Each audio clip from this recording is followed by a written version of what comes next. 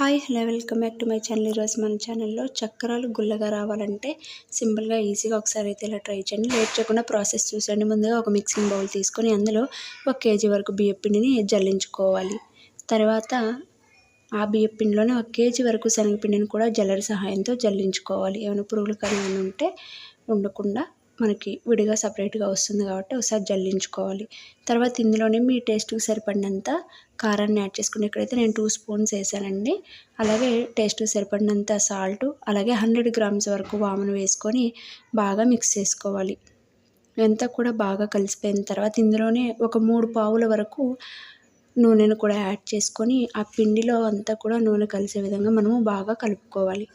వీడియోలో చూపిస్తున్న విధంగా బాగా కలుపుకున్న తర్వాత అందులోనే కొంచెం కొంచెంగా వాటర్ వేసుకుంటూ మనము చక్రాల పిండిని అయితే కలుపుకోవాలి. మరీ లూజ్గా కాకుండా మరీ గట్టిగా కాకుండా మీడియంగా ఉండే విధంగా చూసి కలుపుకోవాలి. తర్వాత మీకు ఎలాగైతే చక్రాలు కావాలో ఆ పిండిని అయితే మీరు తీసేసుకొని పక్కన పెట్టేసుకోండి. తర్వాత స్టవ్ ఆన్ చేసి కడాయి పెట్టి అందులో నూనె వేసుకొని నూనె వేడెక్కిన తర్వాత చక్రాల గిద్దెల సహాయంతో మనము ఒత్తుకొని మీడియం ఫ్లేమ్లో 2 వైపులా కాల్చుకుంటే ఎంతో టేస్టీగా అలాగే క్రిస్పీగా గుల్లగా ఉండేటటువంటి చక్రాలు అయితే రెడీ అయిపోతాయండి. నూనె వేయడం వల్ల గుల్లగా వస్తాయన్నమాట. అది మాత్రం మర్చిపోవద్దు.